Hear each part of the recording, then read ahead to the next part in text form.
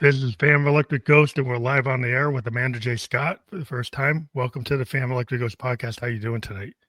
Fabulous. Thank you, Phantom, for having me on your show. And hello, listeners. Hello, everyone out there. And yes, I'm very honored to be on this show today. Thank you.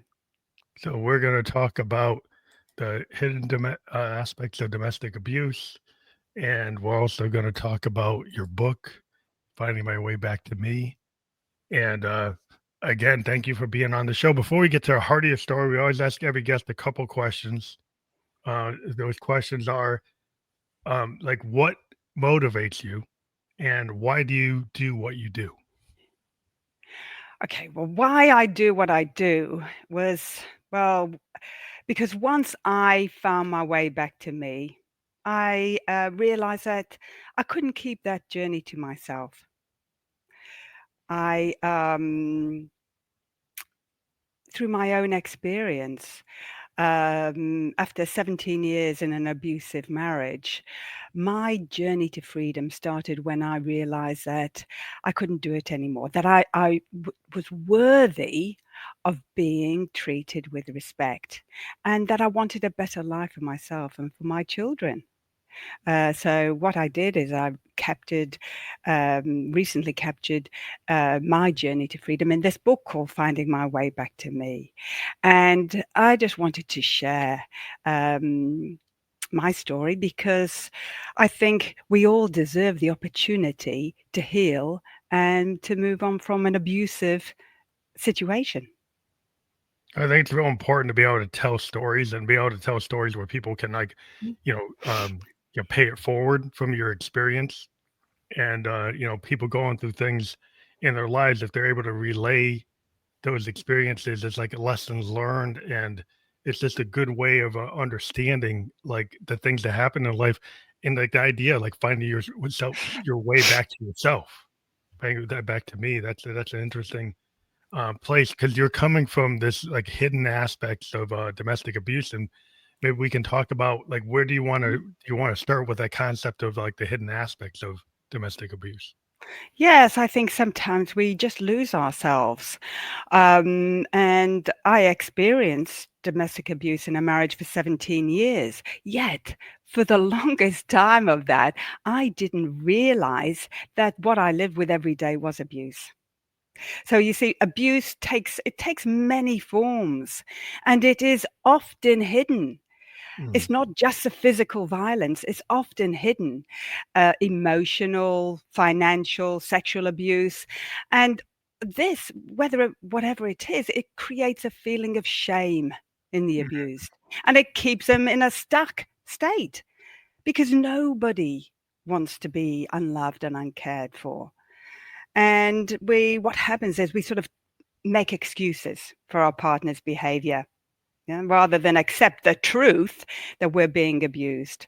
So that's why I really wanted to shine, more light on this issue, because my greatest hope is that people can. This story brings awareness and support to those people who are actually already living in an abusive situation. Because it seems like there's a lot of social mores about like the idea of shame, and then there's the Mm, concepts of like safety, and people sometimes will stay in a codependent toxic situation, whether it's a toxic workplace, toxic family, toxic home life, yes. because of like the social mores of like, well, outwardly that family might look like they're very together, or they're well known, or they have a reputation, and if Yeah. you challenge that, then are you going to be like the outlaw, the outsider? Are people going to believe you? Are people going to actually take your side? And there might be a lot of fear that to go against that weight of all those things, all That's those right. risks. Fear of judgment. Absolutely. Because when I look back, say to myself, well, why would I have accepted that day-to-day reality back then? Why would I have tolerated what I know now to be emotional and financial abuse? And I think the short answer to that is that because abuse took control over my world. Yeah, Mhm. I had no longer um, a reference point. And that's it. If you Independence. don't longer have a reference point of what it feels like to be treated with dignity and respect, Or you get tunnel vision. You're kind of yeah, stuck in a narrow lane. yeah. So it becomes your new normal. Yeah. So it becomes normal to be yelled at. It becomes normal to be told you're stupid, normal to never be consulted on any decisions. Yeah. But And that really, when you get to it, the deeper answer to that is because, well, I had grown to believe that I deserved to be treated that way. now, do you feel like your did your family life kind of prime you to be able to be more susceptible to somebody, for this situation to be kind of pigeonholed in this lane of Yeah. of of not being able to be independent? Was it kind of expected that you Yes. you weren't gonna be like your own self, that you weren't gonna have your own vision, that you were gonna be tied to someone else's vision? Yeah, I think what happened, this happens gradually. It grows slowly. It's not a thing that happens overnight. It's a Mhm. slow abuse grows slowly. Well, in my case, it did. So what started off as one incident of disrespect became two and three until eventually it became the way I lived. So when I look back, I had stopped seeing friends because from the early days, because my husband didn't like it. Because no, it took away my role as a mother and as a wife. So, yeah, you know, with that isolation and the different perspective others might have given me, the biggest problem, I think, was the way I interpreted the signs of love. Yeah. Mhm. So when I got married, I was convinced of one thing, that my husband loved me. When he called me 12 times a day, yeah, to find out where I was, what I was doing, when I'd be home, to me, it showed me that he loved me. You know, in my mind, he loved me and he cared for me. When Also when he criticized the friends I was with, on the early times of when we were together, I thought he was concerned for my well-being. Mhm. So I think what happened, so in truth, I had to believe that I was loved. And this is what happens. We need to believe that we're loved and we're cared for. Yeah, because the alternative was unthinkable to me. It was like rendering my life meaninglessly. So, as my husband's behavior deteriorated, I made excuses. Yeah, rather than accept the truth that what I actually thought was love and a protective nature was just control and abuse.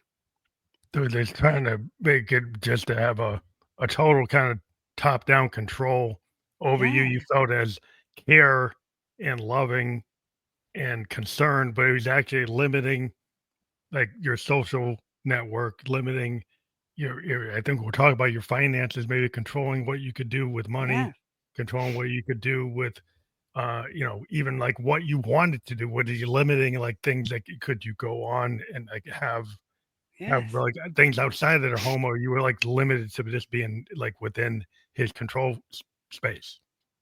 yes. So then what happens is that the emotional abuse enables the financial abuse as well, in my case. Yeah. So I think I was just, I was told what to do. And I think what happened was that I just wanted peace. I Mm, wanted peace.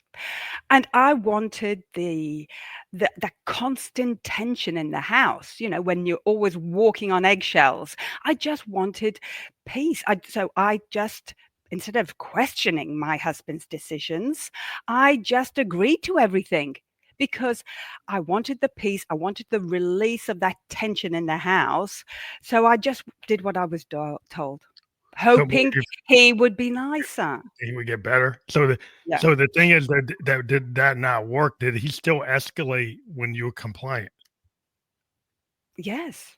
Oh, yes, yes, yes. So it's times um, that, well, my journey really to freedom, you know, it started after a walk in the park, and I returned to the car, and I found 12 missed calls.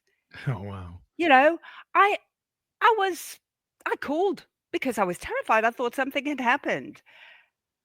Where are you? What have you been doing? Why haven't you been answering my call?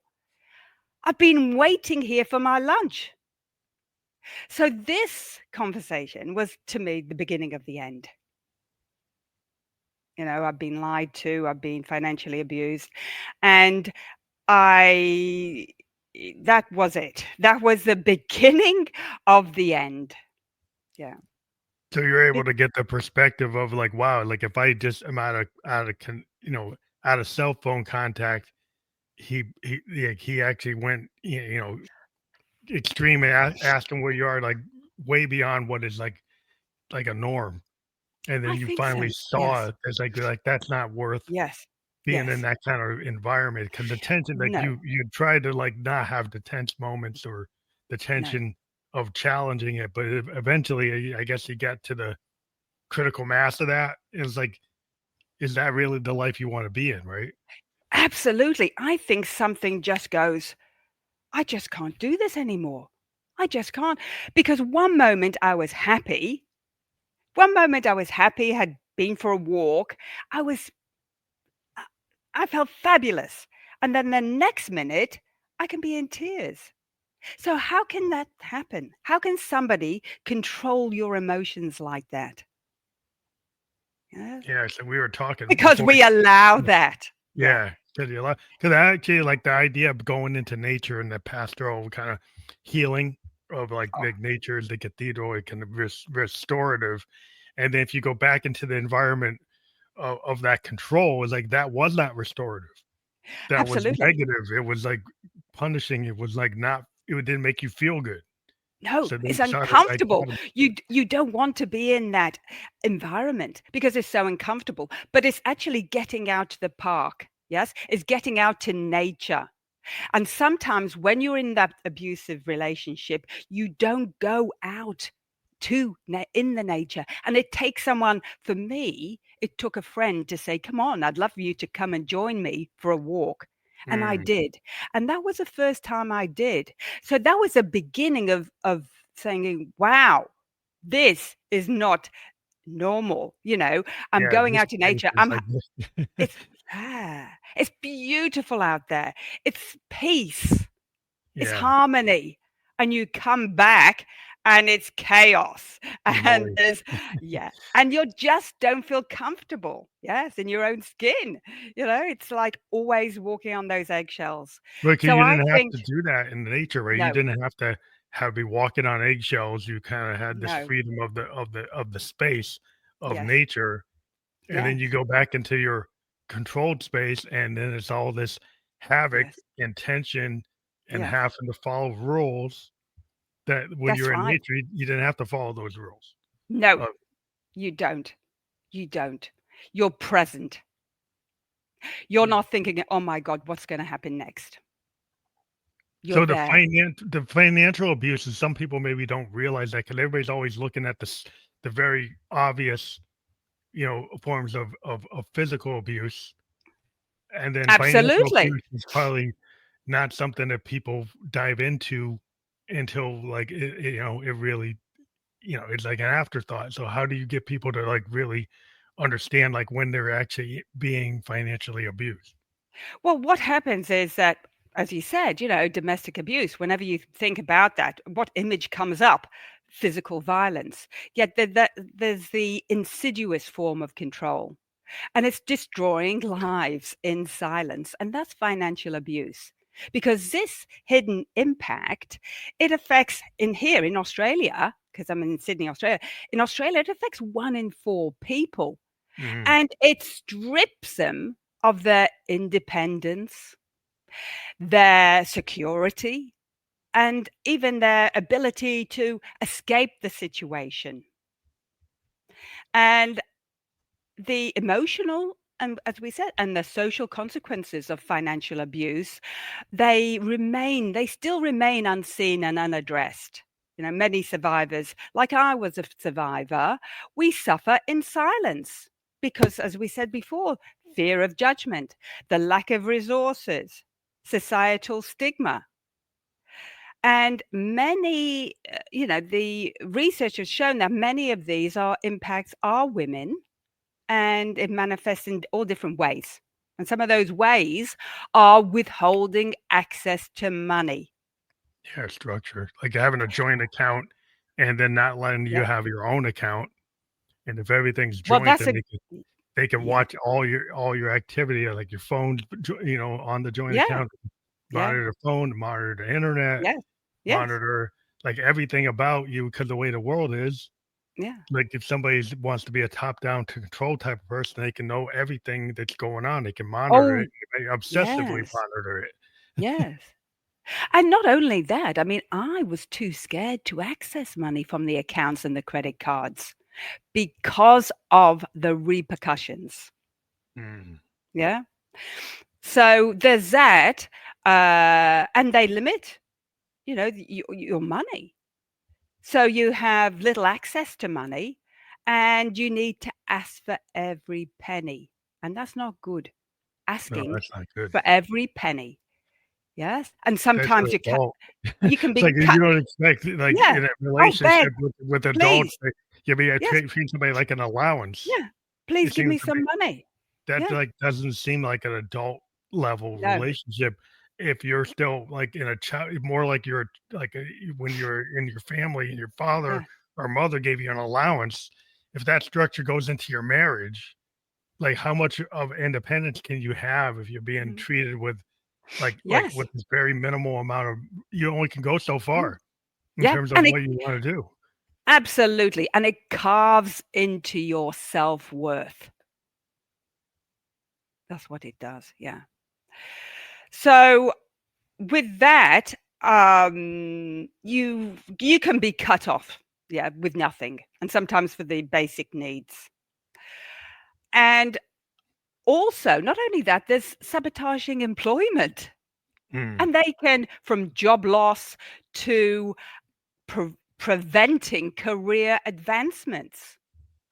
Oh, so that was part of it, was like not Yeah, letting you take a job, like you're not allowed to take absolutely. a job Yes. because they didn't approve the job. So Yeah. like was that you had to get approval for whatever type of job you wanted to do? Oh, absolutely. Well, I've worked in the family business, so I didn't work outside. Yes, but yes, of course, and they make ensure that you stay in that dependency. In that role, Yeah, yes, so if yeah, you're in the family business, you're stuck in a role. You might not yes, have any advancement. You might be stuck in that position, not able to, like yes, if you're independent, in a corporation, you can move up the ladder. But if you're stuck like in a certain role, it's like you're in that role, and that's the way where you're gonna be. that's right. Yeah, and also there is mounting hidden debts. Mm. Women they often discover that their names are tied to unauthorized credit cards, loan debt accumulated by the Oh, so abusers. it keeps you from being able to get loans and to get your own credit because they've Yes. kind of ruined your credit on purpose to limit you or kept you under Yeah, control. absolutely. And also the power of attorney. And it's my husband had my power of attorney Oh, and he wow. used it. Yes. So it's important. Those things, and because of the economic isolation, where you're limited, you be limiting education and the financial literacy of what's going on. Yeah, did they Yes. kinda Did they Yes. deceive you to get the power of attorney? Did they tell you what Yes. they Well, were you doing? don't know what's happening in that financial that, and this is what how abuse is trapped. They trap women in that cycle of financial dependency. But He's very studies old war. here, oh, Seems like you know, because I was watching some movie about like the 1950s, and it was a woman trying yes, to sell her car that was in her name, and she mm, tried to sell it, and they said they couldn't sell it because they had to get her husband's approval, and she was yeah, trying to divorce her husband, but she couldn't. Like she was divorcing him, but the car was in her name, but like somehow the mhm, husband in that age had to approve even a yes, car in her own name. and that well, yes, yeah. You see, things have changed a little bit, but not so much. But the yes, and the studies at the UNSW here in Sydney show that it's a big problem, the hidden nature of financial abuse. And even now, because we don't have a clear definition of what financial abuse is, yeah, there are no consistent and accurate measures. So if So, somebody is has like an economic empire and they've got it structured yeah, with like, you know, power of attorney and like all kinds of legal agreements, if they can keep that kind of fuzzy within the construct of all that legal structure, they can keep people under control, keep your spouse yeah, under control if you don't get the literacy or you don't have access to the lawyer. Like, yeah, if you you can't need to talk have to a that. lawyer to be Yeah, able to change the aspects of it, you're not equal partner, and mm, somehow everything has to go through your husband, and you have no say in any of the legal paperwork, then you're yeah, not that's really right. then you could be in the subject of financial abuse because you can have Yes. no way to control what's going on. No, and also another challenge is because of the gendered nature of managing the family finances. Mm, And for it to be identified, the victims must identify as being abused, financially abused. and then So how do you that's a do that if you thing. don't have Yes. access to money? If you don't have access to No, get a lawyer to no, kind of challenge the scenario, because you're being limited, then, like, how can you prove absolutely. it? You can't What do prove it you if you do? can't get the lawyer to help you. No, no. So it's a very difficult situation with that, yes. And, those are the alarm bells. There's some alarm bells for abuse. You aren't treated as an equal and your opinion doesn't count. Yeah. Is it? Yeah. So, And when you're like, shamed regularly.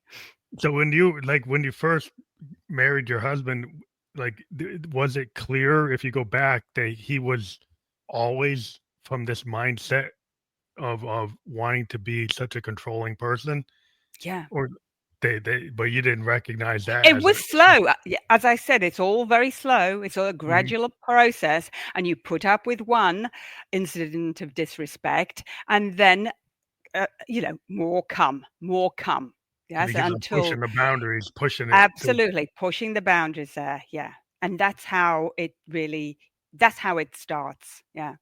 and also Because the circle, yeah.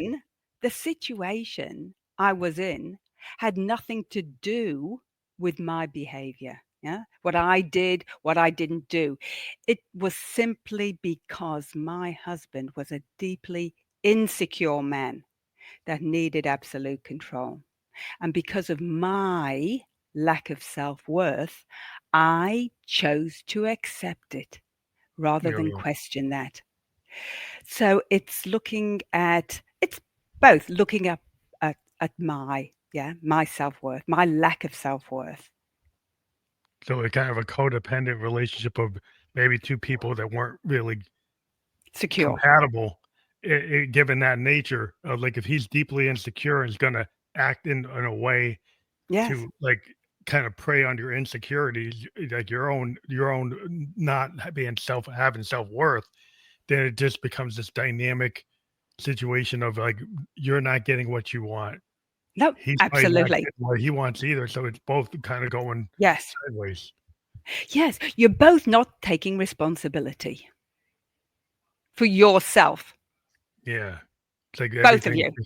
Yes. Yeah, everything's kind of dependent on the Yeah. other instead of like being able to have the conversation. And could you even have the conversation at any time to, be able to express what you want and have it accepted?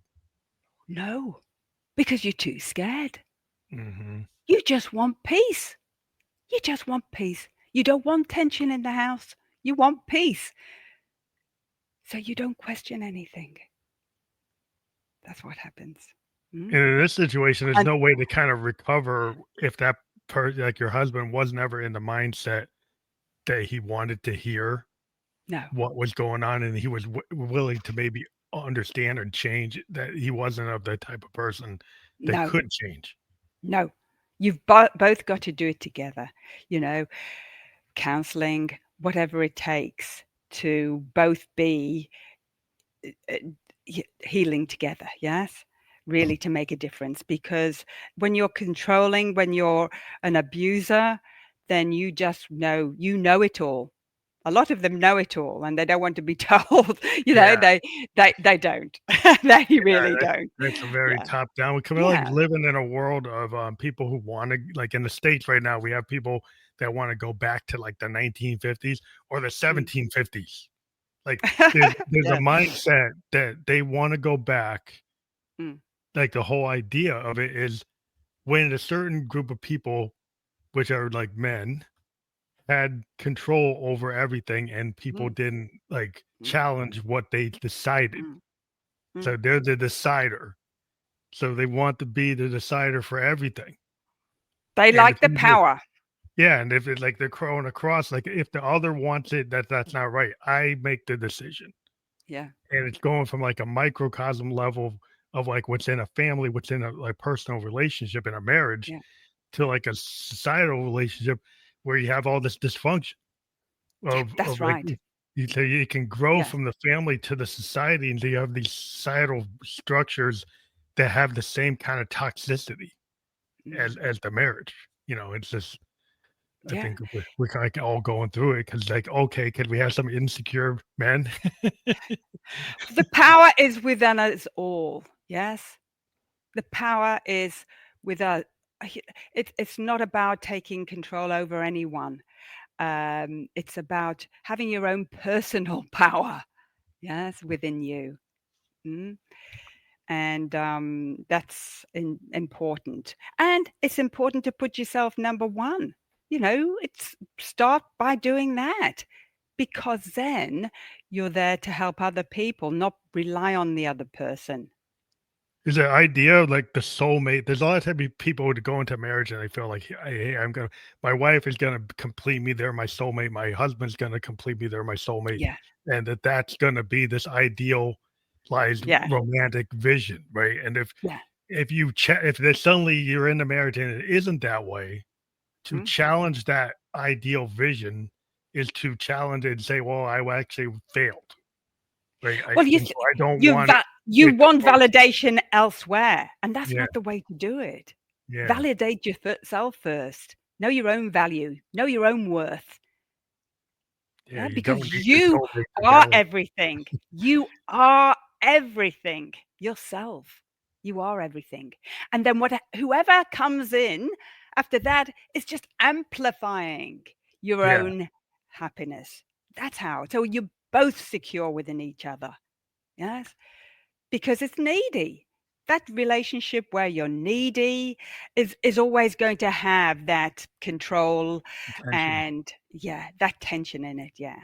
Yeah. Do you So think it's that the mm, society kind of gears women to go toward that needy relationship rather than the more fulfilled, independent self? Like, I am secure in myself. Now I'll mm, find a partner that, like the law of attraction, I'll find the right partner yeah, rather than looking for this person that's going to complete me. Or absolutely. But I do feel, though, that you do get signs, and it's really about listening to your own gut feeling. mm, You have that feeling when it's not right. Well, listen to those alarm bells. It's telling you that it's not right, and often we don't. Do you find Often there we just was ignore those. I did. I did had you those.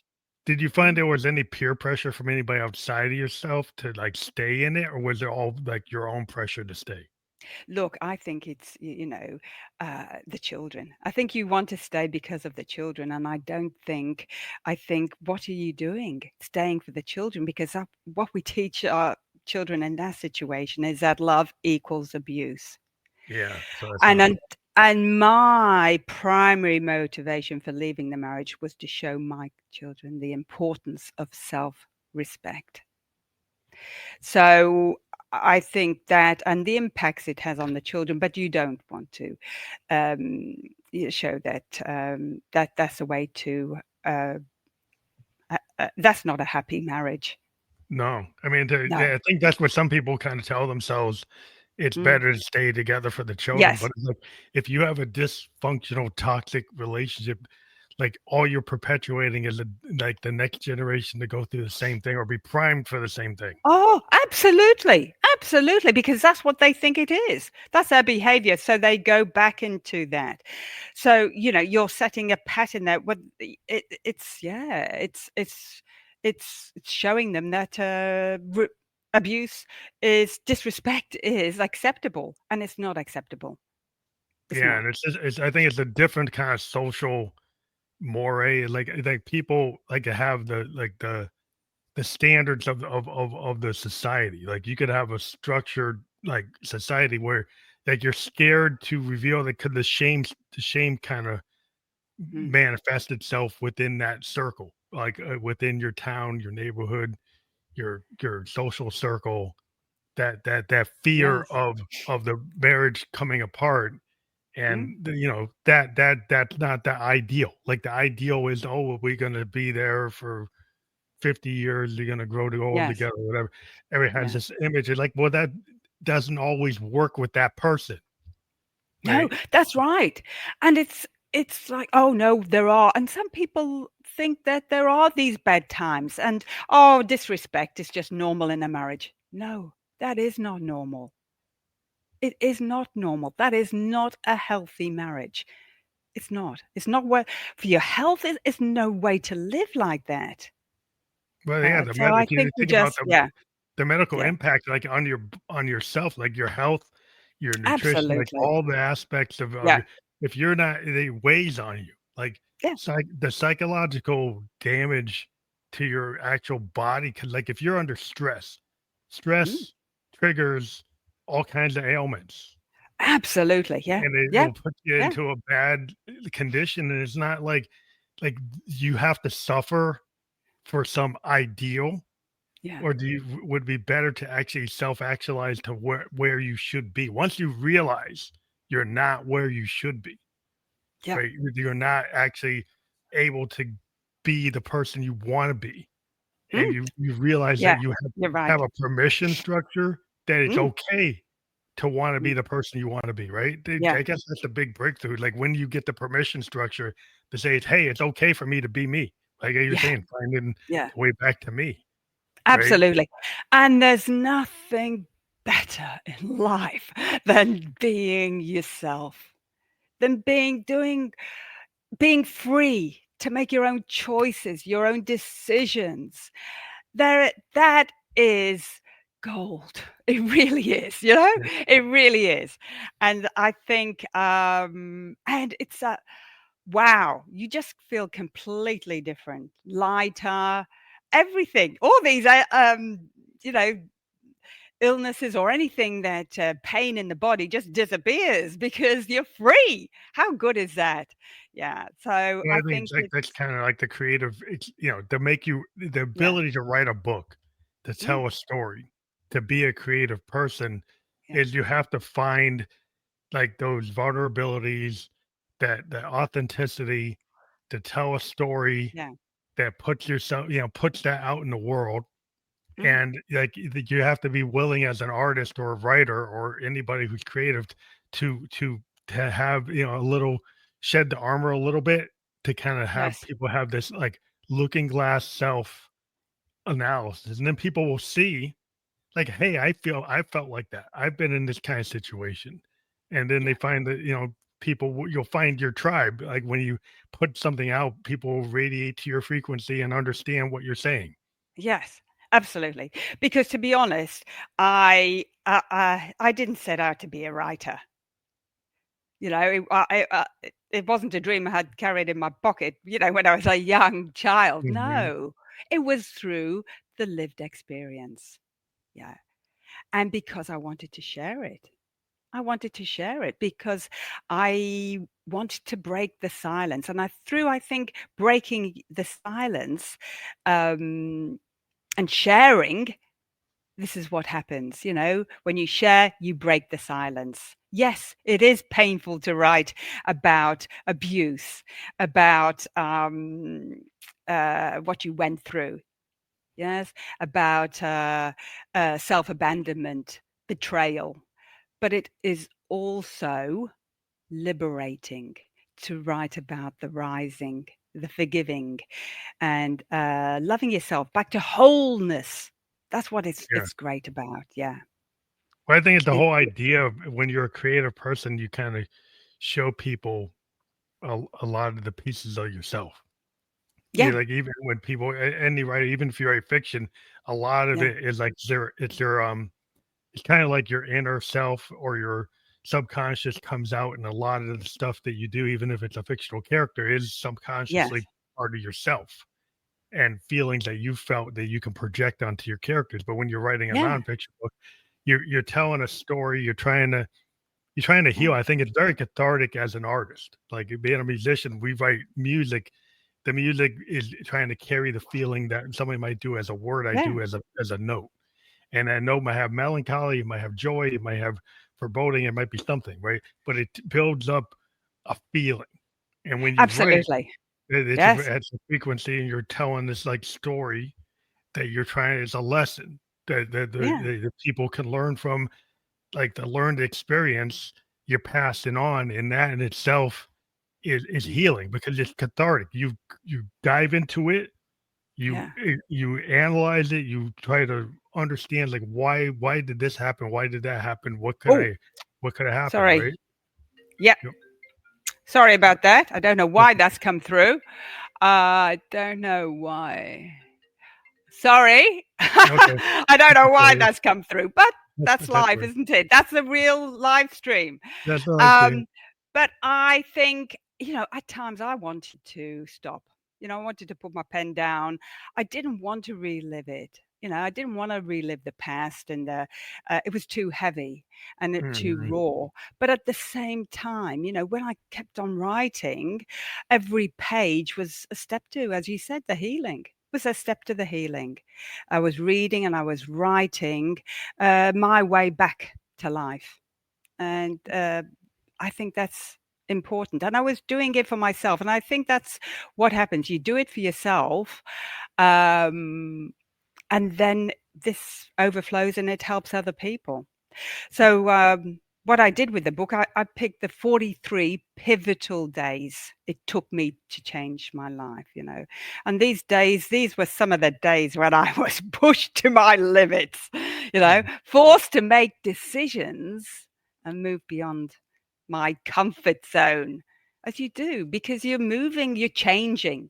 You're Yeah. changing, yeah. That's the thing Yeah. is like in order to move Yes. forward, you have to kind of push against the like the loop. People want to have this comfort Yeah. loop. And when Yeah. you get outside the comfort zone, it gets a little tricky because it's like you're almost like you're treading water, but you're not drowning, but you're No. treading water a little bit because like you Yes. haven't experienced Mm. that, or it's like something you're changing Yes. your pattern. Yes. And when you change your pattern, it's Yeah. hard. Like because it's not something that you could phone Yeah. in when you're in the process of like No. reprogramming or remapping the way you do things, right? The way Mm. you and so that in itself it's a hard road to go, but I think it's worthwhile to Absolutely. You've do. got to get that clear intention in your mind. Yes, you be clear. And then what happens? You bring in those people to make that happen. Yeah, and I think the most important is don't forget that you're the most, keep in mind that you are the number one person. You are the number one person. When you're happy, other people around you are happy. did you find people that helped you like get into writing? Like, did you have a mentor, or did you have somebody, or you just decided, hey, it's the time I'm going to write, or I did you? think yes, I just don't think you write, oh, this is, well, for me, they're not in chapters, they're in days. This is day one. No, it didn't work like that. You just put all your ideas, you can start at the end of the chapter. Yeah, You can start wherever you want to. Yeah, it wherever wasn't you want to. sequential. And Yeah. it's like a seed. It grows from there.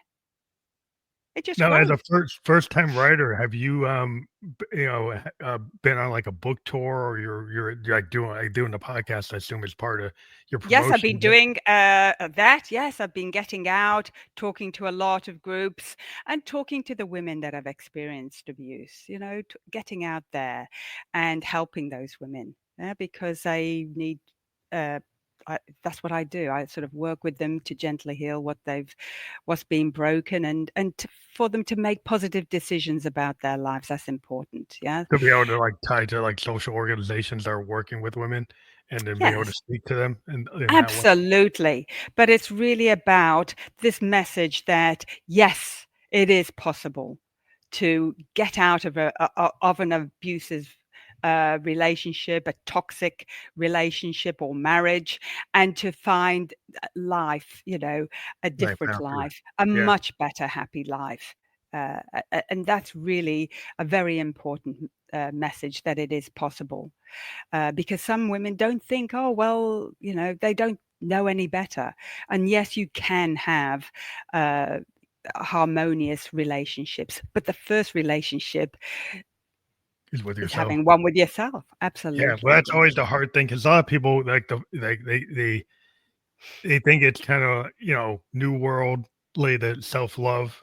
Yeah, It's kind of known like you have to love yourself before you can love anyone else. But there's some people, oh, that's silly. Oh, I don't understand that, or they yeah, don't get to it because they maybe been stuck in the bad loop.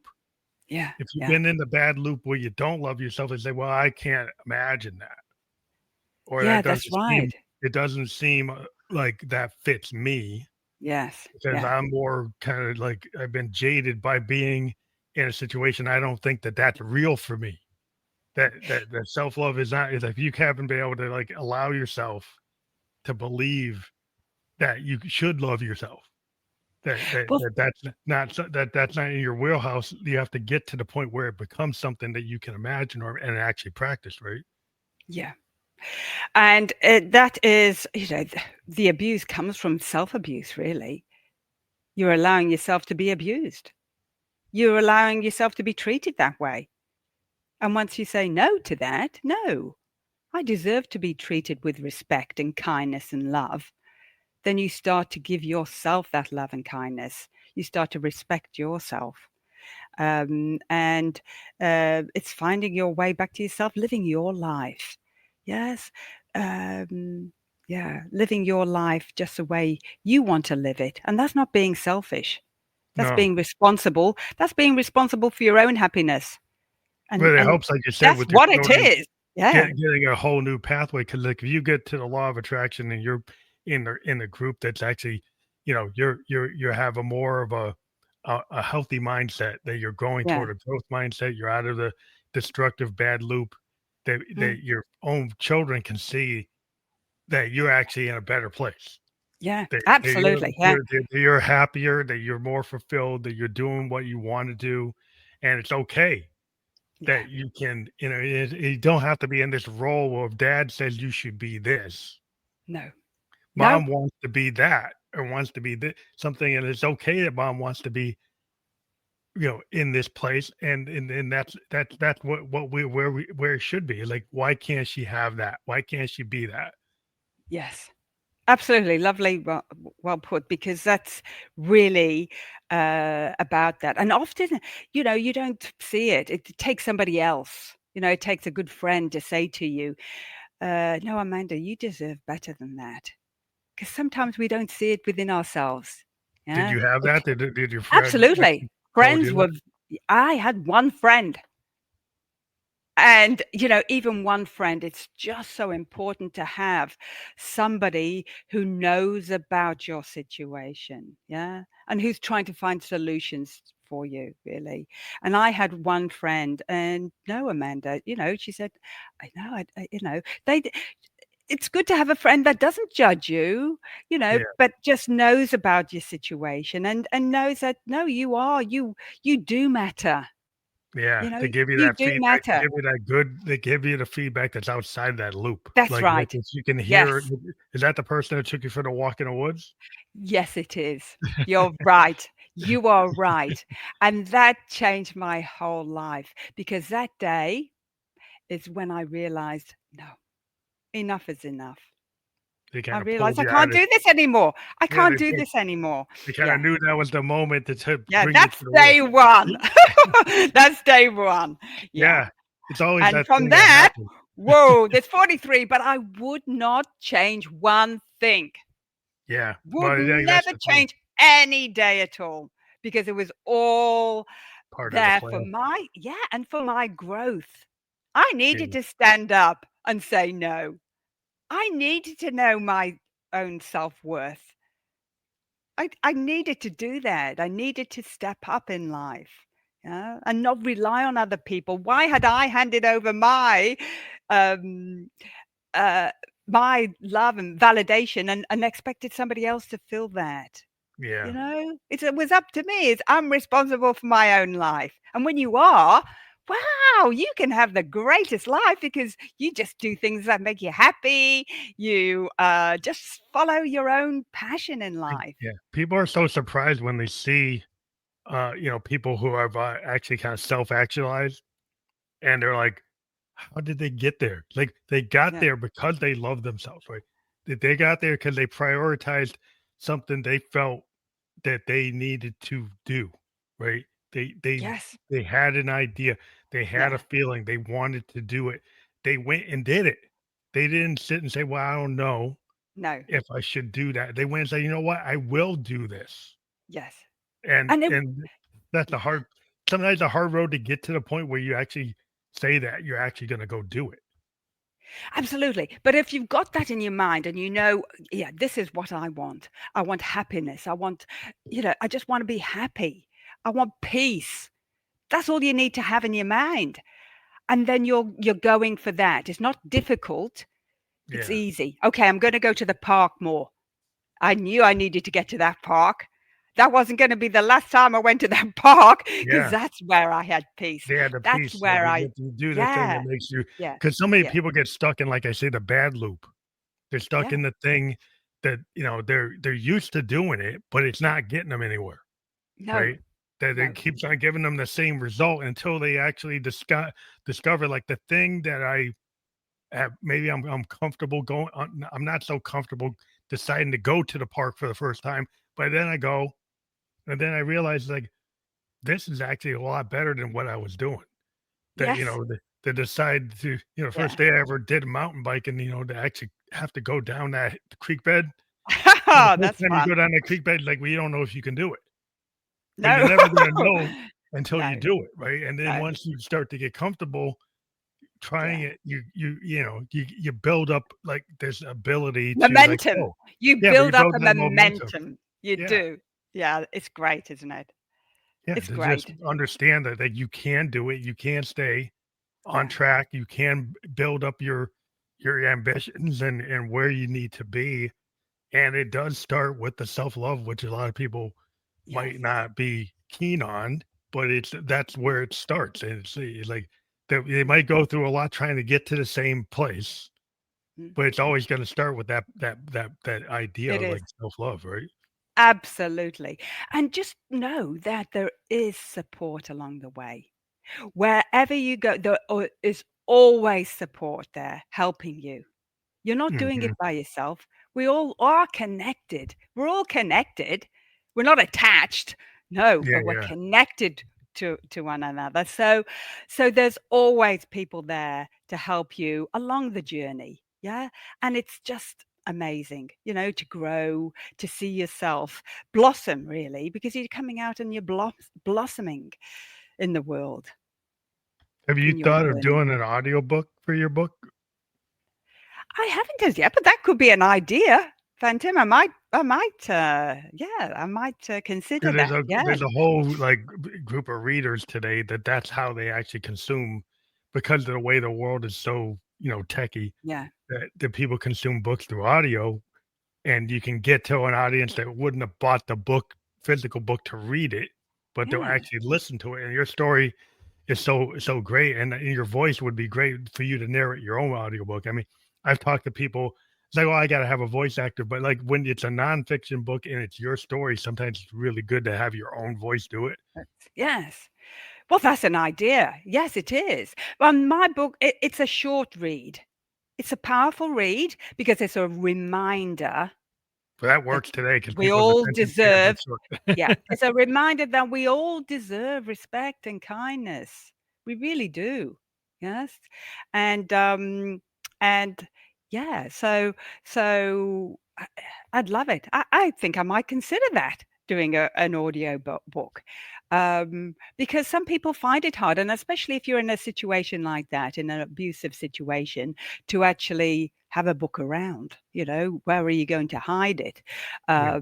So that is a Yeah, this great might be a option. good strategy for people who Yeah, wanna it is. get this and be able to listen to it on their phone, and nobody would really know they're reading the book, they're actually Yeah, getting the that's a good strategy. I hadn't thought about that, but that when you yeah. brought it up, I think well, I'm glad I put the idea in the world, but, now That's I right. see Well, I you can. see, all the ideas, they come from the podcast as well, don't they? You know what I mean? We're always thinking, and that's why it's so important to get to the park, because you can think your thoughts, the worries have left, and other things, new solutions, new ideas come in when you're at the park. Amazing things when you're Yeah. out in nature. Whether it's No, I at the love it. park, mountain bike riding like you do, wherever you are, it's really important, yeah, to have that, to get out of that chaos and clutter, and to get into the beautiful place of nature, because that became my quiet therapist. Yeah, you're restored, like, It nature did. restored you. Well, I It think did. it's It really did. when Yeah. people say to take your shoes off and put your feet on the grass and, touch the earth. I mean, that's a whole nother Yeah. thing, but it's very restorative to kinda get out of this kinda, world that's so, like, city or mechanical or Mm, electronic world where people are just, like, plugged in, to kinda unplug and get yeah. out in the actual on the earth, in the earth, Yeah. and, feel it, and it can restore, like, all the things that were kinda not feeling right. You can start to feel something that actually will feel right. Absolutely. And if you can make that a regular thing, getting out in nature, things will happen. Things will change. Yeah, a shift will happen. Yeah, it's yeah, it's important. It was my start That's to for sure, yeah. creating finding my way back to me. Yep, That's how it that's the book, happened. and that's That's the how book it again, happened. is Fighting My Way Back to Me, and Yeah, then we've got your link to your website, yeah, and you can amandajscott.com. receive absolutely amandajscott.com, and there, you can receive blog updates, or you can find the book "Finding My Way Back to Me," and that's available on all of the different platforms there. And it's as I said, an easy read, because you want something easy. Oh, yeah. Yeah, it's an easy read, but mm, powerful. It'll move you.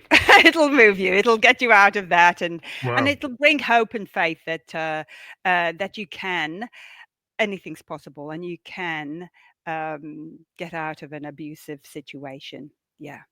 Well, I think that's what people, everybody needs a little bit of a push sometimes, and something with a book that you can it's an easy Yeah. read and tells a good story in terms of Yes. how you were able to do it. I think that like paying it forward is real important. And I would just say, like, we're at the end of our show today, but if you that link will be fully clickable.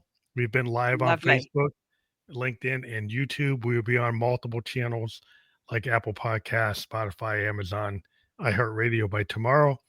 And that link that we see there, you can't click on it now, but as soon as we're off the air on Facebook, LinkedIn, and YouTube, you'll be able to click through on it.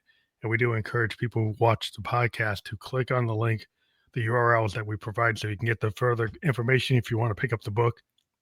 Then you can collect there, Lovely. or you go on all the places, like you said, the providers that offer books.